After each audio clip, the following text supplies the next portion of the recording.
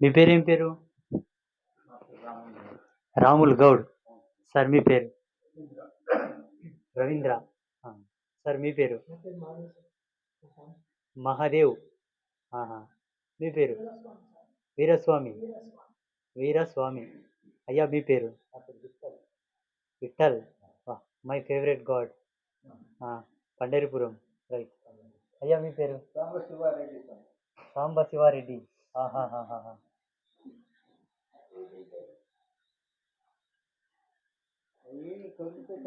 బెదిరి బెదిరి అది వండుకోగలేదు ఏం బాగా మనిషి. దా పెద్ద పూలి విదా.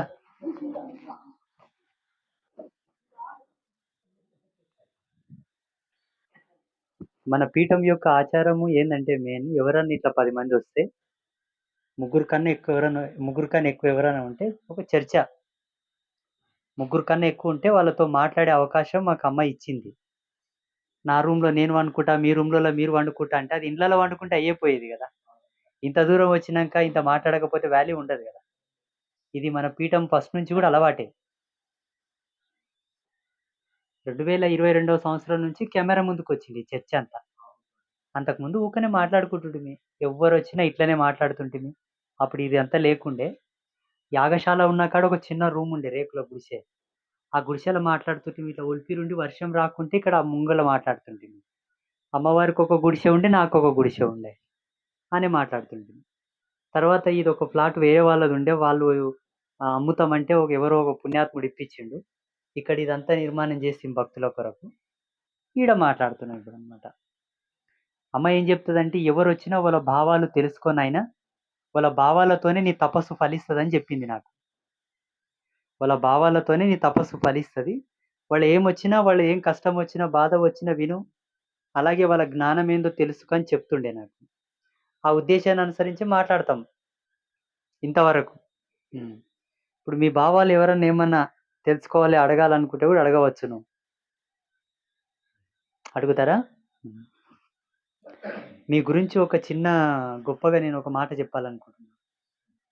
ఫస్ట్ టైం అంబాత్రయ క్షేత్రానికి ముగ్గురమ్మల ఫోటో కట్టుకొచ్చి ఇచ్చిన మొదటి వ్యక్తి నువ్వే. ఇంతవరకు ఆ ముగ్గురమ్మల ఫోటో ఎవరు కూడా ఫ్రేమ్ చేయలే. First time. ఉదయం చాలా ఆనందపడ్డాను నేను. అసలు నా మనసులో చెప్పలేనంత ఆనందం. కానీ చాలా నచ్చింది నాకు. అంటే దాని కాస్ట్ ఎంత అవుతుంది ఆ సైజు ఫ్రేమ్కి? ఓకే. మీ పేరు ఏమంటారు? నా పూర్తి పేరు రవీంద్ర వీర్ ముదల్కర్. రవీంద్ర వీర్ ముదల్కర్. హైదరాబాద్ వాస్తవ్యులు. హైదరాబాద్ వాస్తవ్యులు. చాలా సంతోషం. మీకు నా ప్రత్యేకమైన ధన్యవాదాలు. అమ్మ ఫోటో కట్టుకొచ్చి ఇచ్చినందుకు. ఆ క్వాలిటీ కూడా బాగుంది. అది అట్లా కొడుతుంటే కాచు కాదు అది, కానీ చాలా మంచిగా అనిపించింది క్వాలిటీ. లామినేషన్ వాటర్లో వేస్తే కూడా ఉబ్బదన్నారు మీరు. అంటే ఇది చెక్క ఉంది, ఉబ్బంది కూడా చేయగలను. అభిషేకం ఫోటో కూడా చేయగలను. ఓకే. నాకు చిన్నప్పటి నుంచి ఒక డౌట్ అండి. మా ఫాదర్ ఆర్య సమాజి, పూజలు చేయము. దాని తర్వాత మా మదర్ ఏమో కేదారేశ్వరి నోమ్ చేసుకుంటుంది, ఈమె పూజలు చేస్తుంది. మా నాయన పూజలు చేయడు. అయితే నేను మా నాయన రూట్లో వెళ్ళాను. ఆర్య సమాజ్ సండే యజ్ఞానికి వెళ్తుండే గాయత్రి మంత్రము అదే నాకు ఉపదేశం మా ఫాదర్ ఇచ్చారు ముందు. అయితే అలా నాకు అప్పటి నుంచి డౌట్, పూజలు చేయాలా, పూజలు మానాలన్నా. కొన్ని రోజులు మన బాంబేలో పాండురంగ్ శాస్త్రి అఠవలే వాళ్ళ ఇందులో తిరిగాను. వాళ్ళ ఫోటోలు కూడా చేశాను నేను. అయితే అది కూడా నాకు సాటిస్ఫాక్షన్ లేదు. దాని తర్వాత 1999లో పిరమిడ్ సొసైటీలో వెళ్ళాను నేను. మా తమ్ముడే తీసుకెళ్ళాడు నన్ను. ధ్యాన గురువు ఆయననే. ఆయన పేరు నరేంద్ర ముదల్కర్. అయితే అక్కడ వెళ్ళాను. వెళ్తే రోగాలు తక్కువైతాయి ధ్యానం చేస్తే పిరమిడ్ కింద అంటే ఏదో కొత్తది ఏదో ఉంది అనేసి నేనేం చేశానంటే, మా సడ్డకునికి షుగర్ ఉంది, ఆ షుగర్ తగ్గిస్తాను రమ్మని పిలిచాను నేను. మెదక్లో ఉంటారు, డి నారాయణ ఆయన పేరు. అయితే ఆయన మీద నేను ప్రయోగం చేశాను. తీసుకెళ్ళాను కర్నూలుకి, కర్నూలు పిరమిడ్లో. అక్కడ వారం రోజులు ప్రోగ్రామ్ ఉంటుంది. ఈ పత్రిజీ సొసైటీ. పత్రిజీది. అయితే వారం రోజులు ప్రోగ్రామ్ ఉంటుందక్కడ. వారం రోజులు ధ్యానం చేయించాం. మరి డైలీ జిలేబీ తినిపించాను. వారం రోజులు గూడా తినిపించాను. Sugar patient. షుగర్ పేషెంట్ ఆయన. జిలేబీ తినిపించారా? జిలేబీ అమ్మో! ఆ! అంటే నేను టెస్ట్ చేయడానికి జిలేబీ తినిపించాను. ఆయన పిరమిడ్ కింద కూర్చుంటే ఈ వెంట్రుకలు ఇట్లా లేసాయంట. ఆయనే చెప్పింది నాకు ధ్యానంలో ఉన్నప్పుడు. ధ్యానంలో ఉన్నప్పుడు. అయితే ఆయన చెప్పిండు, నమ్మాను. నేను అది గూడా నమ్మా. జిలేబీ వారం రోజులు తినిపిస్తా. మళ్ళా నెక్స్ట్ డే షుగర్ టెస్ట్ చేపిస్తా. అది తగ్గితే మాత్రం నేను నమ్ముతా. అంటే అది ఆయన గూడా వండర్ అయిపోయాడు. హ్మ్. నెక్స్ట్ ప్రోగ్రామ్ కాంగానే సిటీకొచ్చి హైదరాబాద్‌కొచ్చి ఇప్పుడు ముందు డాక్టర్ దగ్గర నడు అన్నారు. చెక్ చేశా. షుగరే లేదు. ఆ! ధ్యానంతోటి షుగర్ కంట్రోల్ అయిందని ఒక విశ్వాసం. నాకు ఒక విశ్వాసం అది. ఇగ అప్పటినుంచి నేను కంటిన్యూగా పత్రి సార్ వెంబడి చాలా సార్లు తిరిగాను. పత్రి సార్ ఏమన్నారంటే, "రవీందర్ నువ్వు పిరమిడ్స్ చేయాలి" అన్నారు. మరి సూత్రం నాకు తెలియదు గదా! అంటే నేను చెప్తానన్నా. మెజర్‌మెంట్స్ ఇచ్చారు. కొన్ని వేల పిరమిడ్‌లు చేశాను నేను. డబ్బు గురించి ఆశించలేదు. చాలామంది ముంచేశారు అందులో. హ్మ్. పోతే పోనీ వచ్చేటప్పుడు ఏం తేలేదు. జ్ఞానమైతే వచ్చింది గదా! మీ ఒక సూత్రం దొరికింది. ఆ! అంటే మీ వయసెంత ఇప్పుడు? ఇప్పుడు నాకు 60 రన్నింగ్. 60 సంవత్సరాలు. 60. ఆ! ఇప్పటికి ధ్యాన మార్గంలో ఉన్నారా? పూజా మార్గంలో ఉన్నారా? నేను ధ్యానంలో లేను, పూజలో లేను, ధ్యానం చేయను. ధ్యానంలో ఉంటాను. హ్మ్. ఏ పని చేసినా కాన్సంట్రేషన్ అక్కడే పెడతాను. డ్రైవింగ్ చేసేటప్పుడు ఎక్సెటర్ మీద, రోడ్డు మీద ఉంటుంది. ఇగ ఎనక నా భార్య ఉన్నా గానీ నాకు గుర్తుండదు. ఆ! అంటే ఇప్పుడు ధ్యానం అంటే ఇప్పుడు వ్యావహారిక ధ్యానం వేరు, ఆధ్యాత్మ ధ్యానం వేరు. కరెక్ట్.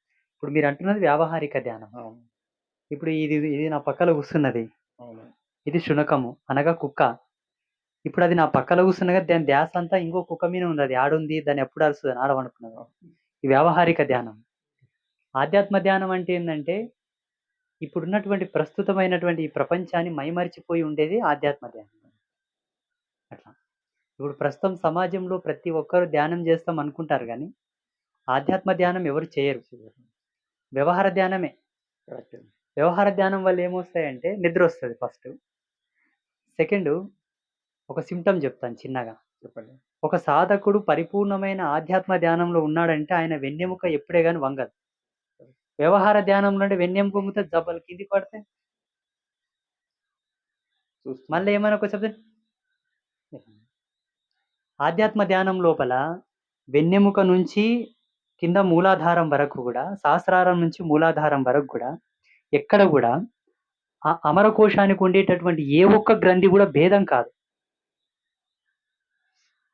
ఎంత కొలత జూషినా, ఎన్ని ప్రమాణాలతో జూషినా గూడన్నా వెంట్రుక చొరబడేటంత భేదం గూడా జరగదు. మహాచేతస్సు ఏర్పడతది లోపల. నేను చాలా మంది యోగులను జూసా. వాస్తవంగా ఆయనని టెస్ట్ చేయాలని ఒకాయన దగ్గరకు పోవాలని చూస్తే, మనకు సమ్ వోల్టేజ్ కరెంట్ కొడితేనే తట్టుకోదు మన బాడీ. హైయర్ వోల్టేజ్ కరెంట్ తగిలింది ఆయనకు. అంత దూరంలో పోయి పడ్డాడు. అంత ఎనర్జీ రిసీవ్ అయితది మనకు ధ్యానం నుంచి. పత్రిజీ ధ్యాన కేంద్రంలో ధ్యానం చేసేటటువంటి చాలా మంది సాధకులు మన పీఠంకొస్తారు. చాలా మందొస్తున్నారు. ఈ మధ్యలో అంటే యూట్యూబ్ జూసి. అక్కడక్కడ మధ్య మధ్యలో ధ్యానం గురించి, సాధన గురించి, మంత్ర జపాల గురించి నేను చెప్తుంటా గదా! వాళ్ళు పత్రిజీ వారిని అనుసరించి చేసినప్పుడు ధ్యానంలో వాళ్ళకు కలిగిన అనుభవాలు షేర్ జేసుకోవడానికొస్తారు. అవును.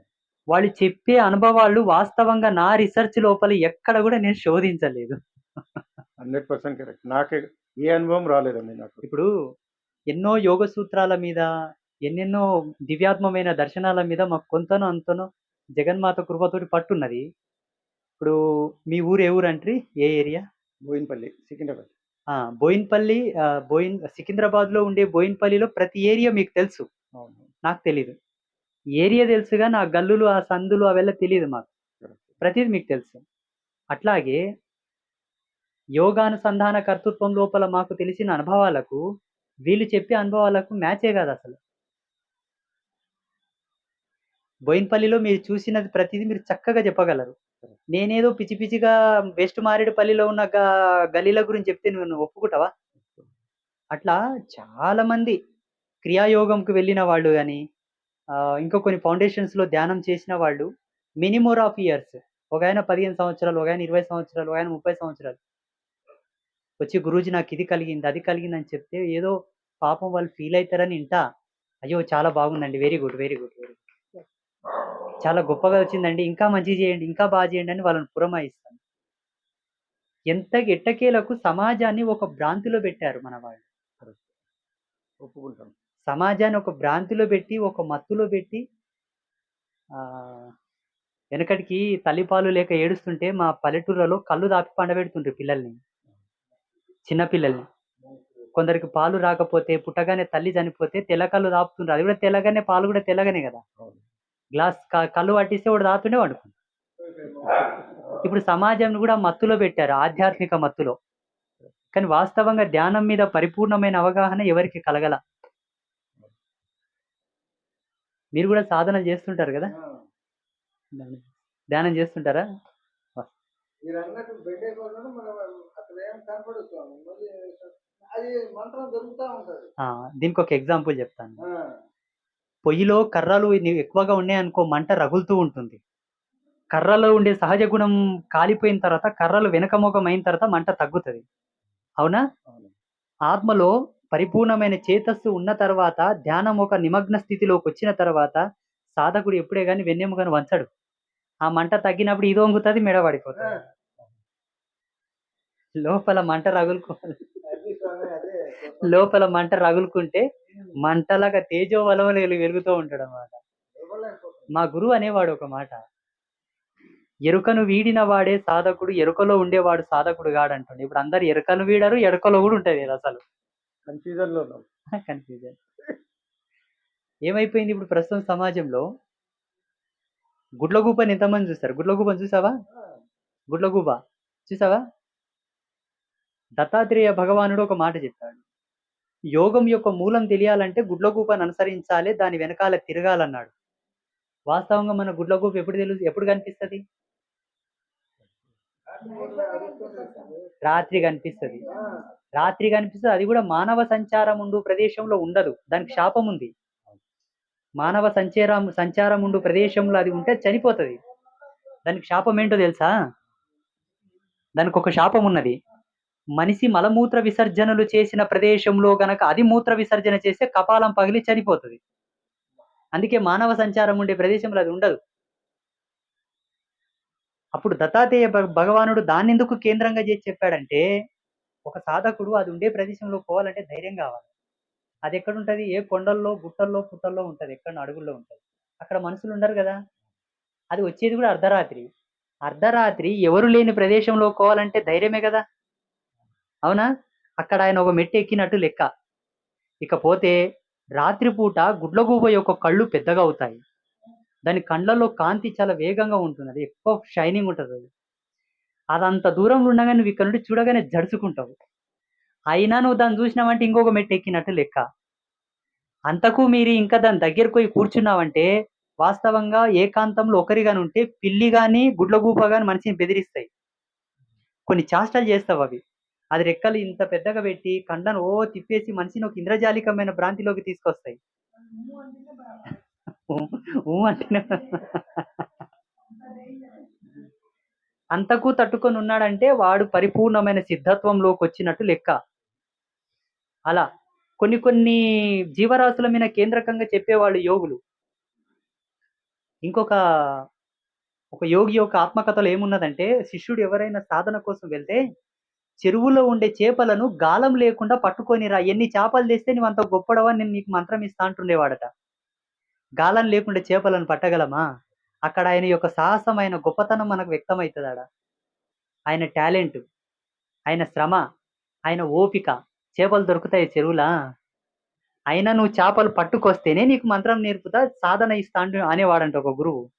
ఇలా పలు విధాలుగా శిష్యులను పరీక్షించి, అంత దిట్టగా ఉండి, అంత సమర్థుడైన వానికే సాధనలు, మంత్రోపదేశము, ఉపాసన మార్గాలు, అనుష్ఠాన పద్ధతులు చెప్పేవాళ్ళు. ఇప్పుడేమో డబ్బున్న వాళ్ళు పోతే ఒక మంత్రం ఇస్తున్నారు. డబ్బున్న వాళ్ళు వెళ్తే మంత్రాలు ఇస్తున్నారు. మరొక విడ్డూరం ఏంటో చెప్పనా? కుర్చీల మీద కూర్చొని చాలా మంది ధ్యానం చేస్తున్నారు. ఇట్లా కుర్చీ మీద కూర్చొని.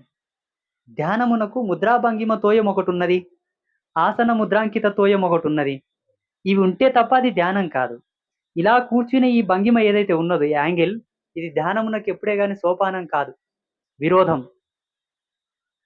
ఇన్ని లొసుగులుండయి చూడు. చూడయ్యా అసలు వాస్తవంగా భారతీయ ఋషులను మన సనాతనమైనటువంటి యోగులను అనుసరించిన వాడు ఎప్పటికీ కూడా ఓడిపోడు.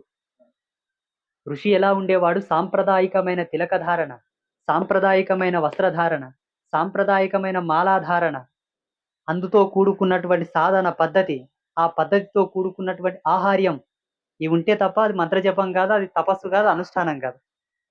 ఇప్పుడు చాలా మంది ఈవెన్ నేను ఒక మాట అంటాను, పెద్ద యోగా సెంటర్‌లో కూడా పెద్ద గురువులకే బొట్టుండదు నస్తాన. పనమినంత బొట్టుండదు. మళ్ళీ వాళ్ళని ఎట్లా గురువులనాలో, ఏ విధంగా గురువులనాలో నాకు అర్థం కాదు. నేను ఒప్పుకోను. ఒక పెద్దాయన ఇట్లా స్వామీజీలకు ఒక పెద్దాయన వచ్చాడు నాతోనికి. ఇలాగే ఉన్నాడు సేమ్. ఆయన ఏదో కొన్ని యోగ సూత్రాలు, యోగ మూలాలు కొన్ని అడిగాడు. ఏమనకప్పా స్వామి అవి ఎక్కడ పోవాలి స్వామి కొడితే? ఏమనకండి ప్లీజ్.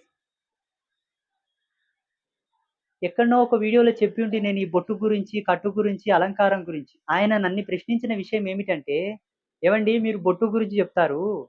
ఒక్కసారి ధ్యానం పరిపూర్ణమై సమాధి స్థితిని దాటిన తర్వాత జ్ఞాననేత్రమే మాకు ఓపెన్ అయ్యి తెరుచుకున్న తర్వాత బొట్టుతోటి పనేముందన్నాడు ఒకాయన.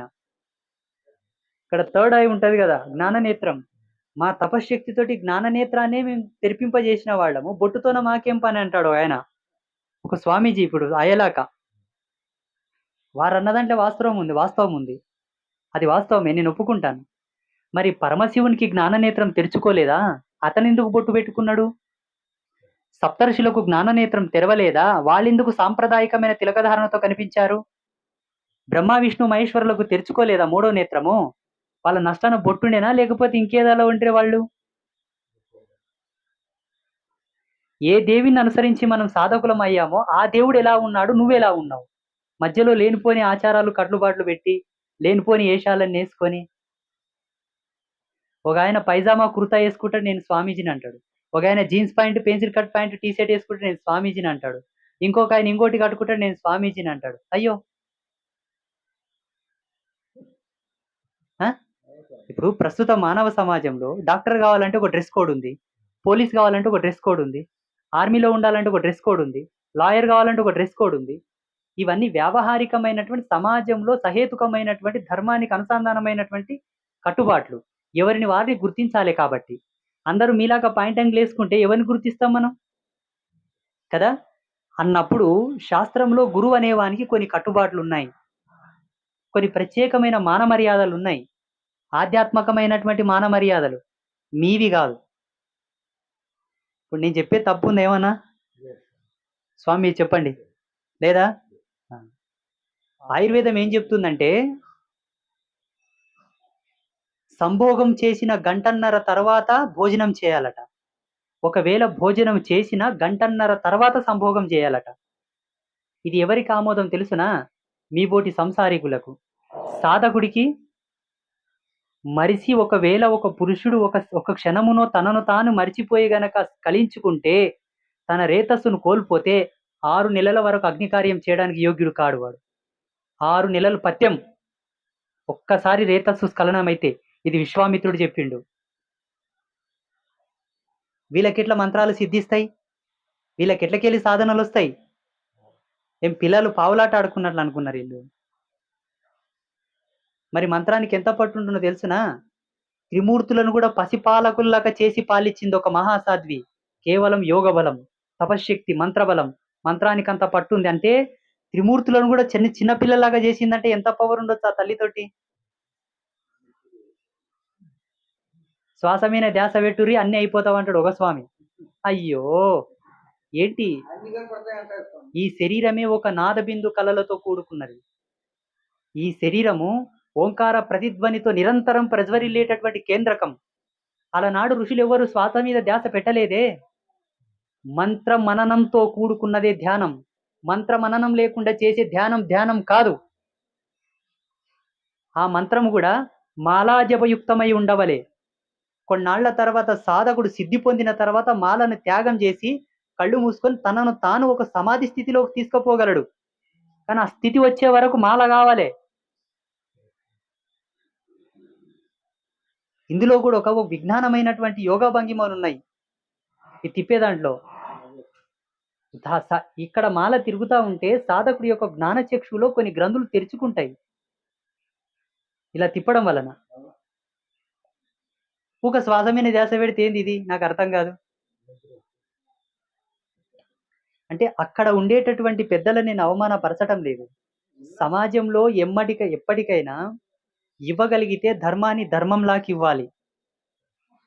ఇవ్వడం లేకపోతే మీ తిప్పలు మీరు ఎక్కడైనా పోయి ఏడ్చుకోరని చెప్పాలి కానీ లేనిపోయిందంత చెప్పి జనాలని కన్ఫ్యూజన్లో పెట్టి ఇప్పుడు సమాజంలో ప్రతి ఒక్కరు ఎట్లయిపోయిందంటే ఒకదాన్ని విశదీకరించి తెలుసుకోవడానికి 10 మందిని ఆశ్రయించాల్సి వస్తుంది.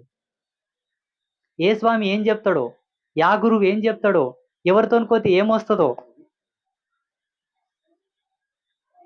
అక్కడ చెప్పే గురువుకే సరిగ్గా తెలియకుండా స్వామి. ఇప్పుడు నేను చెప్పింది ఏమన్నా తప్ప? ఒకవేళ మీరు తప్పు అన్నా నాకే బాధ లేదు.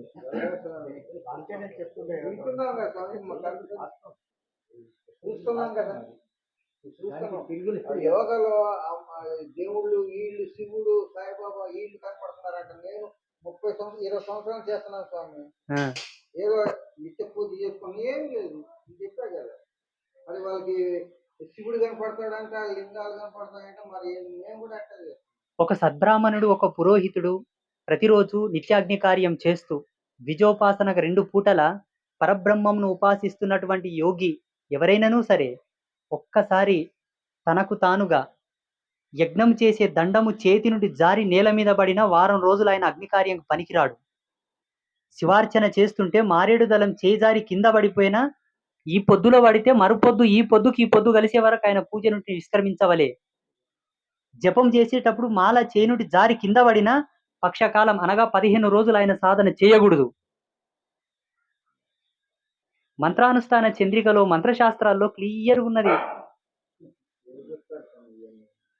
ఎందుకు స్వామి ఒక మాల జారిపోతే ఆయనకు అంత శిక్ష వేయాలంటే శిక్షలు వేయకపోతే ఆయన లోపల భద్రతాభావం రాదు. అంతే. సాధకుడు శిల్పి ఉలిబట్టి చెక్కిన శిల్పంలాగా తయారు కావాలనుకుంటే ఆయనకు తప్పకుండా ఆంక్షలు పెట్టవాలి. ఆయన జపంకి కూర్చున్నప్పుడల్లా అది గుర్తుకు రావాలి. ఆయన జాగ్రత్త పడాలి, కరెక్ట్ చేయగలగాలి. ఏమంటారు? ఒక పెద్ద ఆయన ఒక మాట అనేవాడు, పావురానికి గగన పట్టాభిషేకం చేసినాడంట ఒక స్వామి.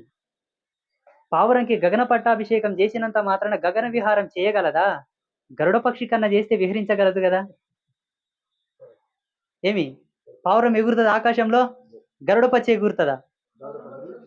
అది సాధకుడి యొక్క శక్తి సామర్థ్యాలను అనుసరించే మంత్రాన్ని ప్రబోధం చేయాలి. ఇప్పుడు వారాహి నవరాత్రులు నడుస్తూ ఉన్నాయి. ఇప్పుడు గుప్త నవరాత్రులు మరేమో నీలాతంత్రం, తారాతంత్రం లాంటి తంత్రశాస్త్రాల్లో వీటిని మొదలనే గుప్త నవరాత్రులని ప్రబోధం చేసి ఉన్నారు. గుప్త మీన్స్ సీక్రెట్. సీక్రెట్ మీన్స్ చేయవలసిన వాళ్ళే చేయవలే, యోగ్యత కలిగిన వాళ్ళే చేయవలే ఈ నవరాత్రులు. అసలు మీ బోటి వాళ్ళంతా ఇళ్లలో ఇప్పుడు వారాహి నవరాత్రులు చేసేస్తున్నారు. అదేందో విడ్డూరంగా.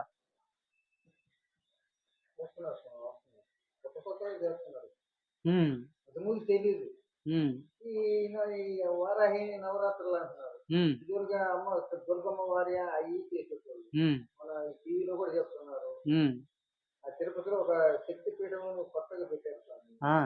కొత్తది కాదు, పాతదే. అమ్మవారు కూడా పోవాలనుకుంటున్నాను. కూర్తాళం పీఠ స్వామి వారు అమ్మవారు రమ్యానంద భారతి అమ్మవారు పెట్టేసి యూట్యూబ్ లో మీలాగా చూశాను. అది పోదాం అనుకున్నాను. ఏంటంటే రాయల చెరువు గ్రామము, రాయల చెరువు రాసుకున్నట్టు మీ దగ్గర కూడా రావడం చాలా ఇబ్బంది పడ్డారు స్వామి. అమ్మవారి దయ వల్ల మీ దయ వల్ల ఎట్టో వచ్చాను. అట్లాగనే కొన్ని చూస్తుంటాను. అక్కడ అమ్మవారు కూడా చూస్తారంట స్వామి. చాలా మంది పూజ చేసేస్తే తలుపులు తీయంగానే అత్యంత పడి ఉంటాయి. ఎవరు? ఆ దేవస్థానం వారాహి పూజ చేస్తారని చెప్తుంది. వారాహి నవరాత్రులను ఎక్కువ స్ప్రెడ్ చేసి ఇప్పుడు జనాలను ఇంత కన్ఫ్యూజన్ లో పెట్టింది కూడా మా ఓటి స్వామీజీలు, పండితులే. సరే చెప్పాడు, చెప్పేవాళ్ళు చెప్పారు, వినేవాళ్ళు విన్నారు అనుకుంటే సరిపోదు. భావి తరాలు చెడిపోతున్నాయి. ఇప్పుడు ఈమె ఉన్నది. ఆమె ఇంట్లో ఒక పూజా పద్ధతిని అవలంబించినది. రేపు ఆమె మనమరాలు ఏమంటదంటే, నాబోటి జ్ఞాని ఏదన్నా పోయి చెప్పడానికి పోతే, "ఏవయ్యా పెద్ద చెప్పొచ్చావులే. మా నాన్నమ్మ ఇలాగే చేసిందయ్యా. ఇది మా వంశాచారం, మా కులాచారం" అంటది. ఏం రెడ్డేమో అంటలేదా? కరెక్టా లేదా చెప్పు? మీకేం తెలుసు మా నాన్నమ్మ చేసింది అని అంటారు వాళ్ళు. అంటది. ఆ! ఈరోజు ఏ సాంప్రదాయాన్ని గాని, పంతుని గాని, ఏ పద్ధతిని గాని, ఏ ప ప విషయ వాంఛలను గాని మేము తిరస్కరించటం లేదు. సమాజాన్ని సహేతుకమైనటువంటి ధర్మంలో నడిపించడం లేదని ఒక ఆవేదన. కరెక్టా? తప్పా? ఆ! చేసుకోమని చెప్తున్నారు. స్వామి మీ అనుభవాలు ఏమని చెప్పండి? నాకు అంత అనుభవం లేదు. ఏంటంటే సంవత్సరం అయింది. ఆ! నేను 45 సంవత్సరాలు లెంకిన దొరకలేదు. అట్లాంటి గురు మా నాయన నాకు తెలియదు. ఆయన ఎంత యోగస్తుడో తెలియదు నాకు చిన్నప్పుడు. నేను భూమి నుంచి ఇంత లేచేది. నేను ఏదో మంత్రం చాంద్రం ఏదో అట్లా ధ్యానంలో కూర్చున్నప్పుడు ఇంత ఎత్తు లేసేదా? లేస్తాడా? గాలిలో ఆ, గాలిలో లేసేది. ఆహా! Very good. ఆ! మా నాయన చిన్నప్పుడు చెప్తే మాకు మనసు పట్టలేదు. తర్వాత మనసు పడితే ఆయన లేదు. దాని గురించి ఇక అప్పటి నుంచి లెక్కితే ఇక్కడ మీరిద్దరు కాషాయం కట్టుకున్నారు కదా!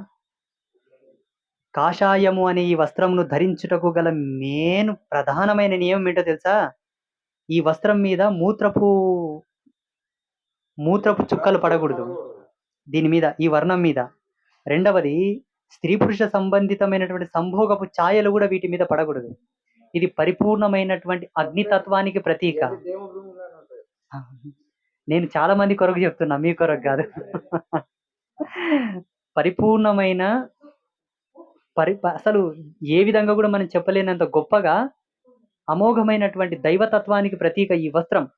అందుకే సన్యాసాశ్రమ ధర్మములు ఉన్నవాళ్ళు ఈ వస్త్రాన్ని ధరిస్తారు.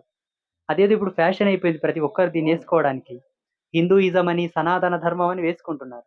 అయ్యో వేసుకోండి, చాలా సంతోషం. మీరు ధర్మాన్ని వ్యక్తపరచడానికి వస్త్రాన్ని ధరిస్తున్నారేమో. ఈ వస్త్రాన్ని మీరు ధరించిన తర్వాత మలమూత్ర విసర్జన చేసే సమయం లోపల ఇది పేయి మీద ఉండకూడదు. అట్లాంటి సన్యాసులు పెట్టుకుంటారు కదా స్వామి అంటే, వాళ్ళ శరీరం మీద ఇవి ఉంటాయి కానీ లోపల ఒక లంగోటి కట్టుకుంటారు. అది వేరే వర్ణంతో ఉంటుంది. వాళ్ళు ఆ బాత్రూంలోకి వెళ్ళినప్పుడు ఈ వస్త్రాలు తీసి పక్కన పెట్టి లంగోట మీద మలమూత్ర విసర్జన చేసి స్నానం చేసుకొని మళ్ళీ ఈ వస్త్రాల మీద నీళ్లు చిలకరించి కట్టుకుంటారు. లేదంటే తేలికపాటి వస్త్రాలు ఉంటే మొదటనే ఉతికి ఆరబెడతారు. వాళ్ళ శౌచక్రియనంతా మొత్తం ముగించుకున్న తర్వాత ఈ వస్త్రాలు ఆరిపోయి ఉంటాయి. మళ్ళీ కట్టుకొని సమాజంలోకి వస్తారు. ఇకపోతే సన్యాసులకు సంభోగ ధర్మం ఉండదు కదా! ఏ విధమైన విషయ వాంఛలు వాళ్ళకు ఉండవు. అట్లప్పుడు వాళ్ళకి రేతస్సు ఎట్లా స్ఖలనం అవుతుంది? దాన్ని ఎట్లా అంటుతుంది అది? కాదా? సంతోషం. ఇది కేవలము సాంప్రదాయకాన్ని అనుసరించి ధరించినటువంటి కాషాయమునకు మాత్రమే నియమం. బయట సమాజంలో కాషాయపు వస్త్రాలు చాలా ఉంటాయి కదా! చీరల్లో కాషాయ వర్ణం ఉంటది. మిగతా బ్లౌజులలో ఉంటది. ఇంకో షర్ట్‌లో కూడా కాషాయం మిళితమై ఉండవచ్చును. ఏదో ఒక వర్ణంతో మళ్ళీ కలిసి ఉన్న కాషాయానికి నియమం లేదు. ఇప్పుడు కాషాయము నలుపు కలిసిందనుకోండి నియమం రాదు. కాషాయము ఎరుపు కలిసిందనుకోండి రాదు. ఇంకొక వర్ణంతో ఆ వస్త్రం కలిసి ఉంటే ఆ నియమం రాదు. ఏ వర్ణం లేకుండా ఏకవర్ణంతో కాషాయం ఉందంటే ఆ నియమం తప్పకుండా ఆపాదం అవుతుంది. ఇది కూడా గమనించాలి మనం. ఇంకో ప్రశ్న ఆ. స్వామి. ఒక గురువు ఉన్నారు, పేరు చెప్పను. గురువు గారు ఉన్నారు. మేము దర్శనానికి అని వెళ్ళాము. ఆయన బలవంతంగా మాల వేసేసారు. ఒక గురువు గారు బలవంతంగా అతనికి మాల వేసేసారు. అతనికి ఇష్టం లేదు. అయితే అది గురు దీక్ష తీసుకున్నట్ట తీసుకోలేనట్ట. ఇక్కడ సాధకుడు వెళ్ళి అతని నమస్కారం చేశాడు పాపం. ఇప్పుడు ఒక భక్తుడు వెళ్ళి ఆ గురువుకు నమస్కారం చేశాడు. ఈయనది అంతవరకే. అక్కడ స్వామి ఆయన మెళ్ళో మాల వేసినటువంటి కాన్సెప్ట్ ఏంటో ఆయనను అడగాలి. అయ్యా, ఏ కోణంలో నువ్వు నా మెళ్ళో మాల వేశావు? నేను దీక్షగా ఉండాలని వేసావా? ఆశీర్వదిస్తూ వేసావా? ఏదో నా మీద ఉన్న గాచారం పోనీక మాల వేసినావా అని అడగాలంటే. స్వామీజీ ఒకవేళ ఏదో నీ మీద ఉన్న గాచారం పోనీకి వేసిన బిడ్డ అంటే అంతకే పనిచేస్తుంది, వేరే దానికి పనిచేయదు. లేదు నువ్వు నా శిష్యుడవు గానికే నీకు శిష్యుడి రూపంలో మాల వేసినంటే శిష్యుడి యొక్క నియమావళిని అనుసరించి గురువు ఏ నియమం చెప్తాడో ఆ నియమాన్ని పాటించాలి. లేదు నీకు దీక్ష ఇస్తున్నంటే దీక్షా పద్ధతికి సంబంధించిన నియమాలు తెలుసుకొని జీవితాన్ని కొనసాగించాలి. హ్మ్. అయితే ఇప్పుడు అతని భార్య చెప్పడం వల్ల ఆయన మాలేశారు. హ్మ్. అయితే అది గురుదీక్ష కాదు గదా! కాదు. 100%. కాదు. గురుదీక్ష అనేది ఎలా ఉంటుందంటే చాలా మందికి ఇదొక కన్‌ఫ్యూజన్ ఉంది పెద్ద. బజార్‌లో ఏదో అంగట్లో కూరగాయలు కోసుకొని కూర్చొని అమ్మినట్ల కాదు గురుదీక్ష. కరెక్ట్. గురుదీక్షకు 3 నియమాలుంటాయి. ఏంటి? వివాహం చేసేటప్పుడు ఇటు అమ్మాయికి, అటు అబ్బాయికి మన ఆచార పద్ధతులను అనుసరించి కొన్ని పూజలు చేయిస్తారు. పసుపు స్నానాలు చేయిస్తారు. మాకు పల్లెటూరులో మైలపోలు రాయిస్తారు. అవును. ఇంకా కొన్ని పద్ధతితోటి పెళ్లి పిల్ల అని 5 రోజుల ముందు నుంటే సాంప్రదాయబద్ధంగా అన్నీ చేయిస్తారు వాళ్ళకి. అలాగే సాధకుడు దీక్ష తీసుకోవాలంటే 3 రోజుల నుంచి ఆయన నియమాలు స్టార్ట్ అయితాయి. 3 రోజులు ఈ రోజు దీక్ష తీసుకోవాలనుకుంటే 3 రోజుల ముందు నుండి ఆయన కొన్ని నియమాలు చెప్తాడు గురువు. ఆ 3 రోజుల నియమావళిని అనుసరించి చిట్ట చివరి రోజు ఆయనకు దీక్షా ప్రదానం జరుగుతున్నది. నువ్వు హైదరాబాద్ నుంచి పేయి కడుక్కొని ఈడికి రా నేను నీకు మాల యేస్తా, చెవులో మంత్రం ముత్తా అంటే అది దీక్ష గాదు. వ్యాపారం. కరెక్ట్. 100% వ్యాపారం. ఇప్పుడున్న పాపులేషన్ అనుసరించి ఒక మీటానికి ఇప్పుడున్నటువంటి పాపులేషన్ ఇప్పుడున్న జనాభా సంఖ్యను అనుసరించి ఒక పీఠానికి వేలాది సంఖ్యలో భక్తులు వెళ్తుంటారు గదా స్వామి. ప్రతి ఒక్కరికి సాంప్రదాయబద్ధంగా ఒకరొకరిని కూర్చోబెట్టుకొని పద్ధతిగా దీక్షలియ్యాలంటే సంవత్సరాలు దాటిపోతాయి. అప్పుడు శాస్త్రంలో ఏం చెప్పారంటే సామూహిక దీక్షలు గూడా ఇవ్వవచ్చును. దానికి గూడా పద్ధతుంది. ఒక సెకండులో, ఒక ముహూర్త కాలంలో 1,00,00,000 మందికి దీక్షలియ్యవచ్చు. ధర్మంలో చెప్పిన పద్ధతిగా, శాస్త్ర సమ్మతంగా ఇయ్యవచ్చు. కానీ బయట ఇవ్వట్ల. మైక్ పట్టుకుంటారు. అందరు నెత్తి మీద చేతులు పెట్టుకోర్రి, బొడ్డు కాడ చేతులు పెట్టుకోర్రి, ఎన్నెముక సక్క పెట్టుకోర్రి, ఓం అనండ్రి, కళ్ళు మూసుకోండి, కళ్ళు తెరవండి అంటారు. నేను చెప్పే మంత్రం అండని అంటారు. గోయిందా అనమంటారు, ఇంటికొమ్మంటారు. చూస్తుంటాం గదా! మనం వీడియోలు చాలా చూస్తుంటాం. శ్రీశైలంలో స్వామి కళ్యాణం అంటారు కదా, హ్మ్. 100 మంది పెట్టి కళ్యాణం, శివపార్వతి కళ్యాణం, సామూహిక కళ్యాణం. ఆ! ఒక 100 మంది 50 మంది ఉంటారు. హ్మ్. మీరు చెప్పినట్టు ఓం ఈ పెట్ట కుంకుమ ఈ పసుపు అని చెప్తాను. ఈ తంతులు వేరు. అది చెప్తున్నా. ఇది తంతు. కళ్యాణ తంతు. ఇది ఇలాగే చేయబడాలి. 1,00,00,000 మంది ఏంటి, ఓ 10,00,00,000 మంది ఉన్న ఇది ఇలాగే చేయాలా. ఇంకోటేంటంటే ఇప్పుడు కుంభమేళాకి వెళ్తాం. కుంభమేళా తెలుసా? ఏడైతది? పుష్కరాలు విన్నాను లేదు. పుష్కరాలు మన గోదావరిలో కూడా అయితాయి. అంటే కుంభమేళ అంటే ఈ సాధువులు త్రివేణి సంగమంలో ఏది కుంభమేళా. కుంభమేళా కుంభమేళ ఆ, కుంభమేళా సమయంలో కోట్ల మంది పోతారు. కోట్ల మందిని ఏకకాలంలో పావనం చేయగలిగేటటువంటి సమర్థత ఉన్న నదిలోనే కుంభమేళా అవుతుంది. ఎక్కడ జరగదు. కోట్ల మంది మునిగి తేల్తారు ఏకకాలంలో. వీళ్ళు పోయిన తర్వాత మళ్ళీ 1,00,00,000 మంది మునిగి తేల్తారు. మీరు వెళ్ళారా కుంభమేళకు? అక్కడ మునకలు వేసే వాళ్ళల్లో సామాన్యుడితో మొదలుకొని దేవేంద్ర సమానమైనటువంటి పదవి కలిగినటువంటి యోగుల వరకు మునుగుతారు. కానీ ఎవరి శక్తిని అనుసరించి వాళ్ళను పావనం చేయగలదు ఆ గంగమ్మ తల్లి. అర్థమవుతుందా? ఈ సామూహికమైనటువంటి కళ్యాణ వేదికలు, అర్చనలు, పూజల్లో గూడా అక్కడ మంత్రోచ్చారణ చేసేటటువంటి ఆచార్యుడి యొక్క సత్యం పైన ఆధారపడి ఉంటుంది వాళ్ళకి రిజల్ట్ రావాలంటే. అయ్య లొడలోడా, వాళ్ళు లొడలోడా అంటే ఇంక గోయిందా. ఇప్పుడు ఈ అఘోరాలు స్వాములు వస్తారు కదా స్వామి, హ్మ్. వాళ్ళు ఎంతమంది వస్తారంటే ఎట్లా వస్తారో ఎటు పోతారు కనపడతారు.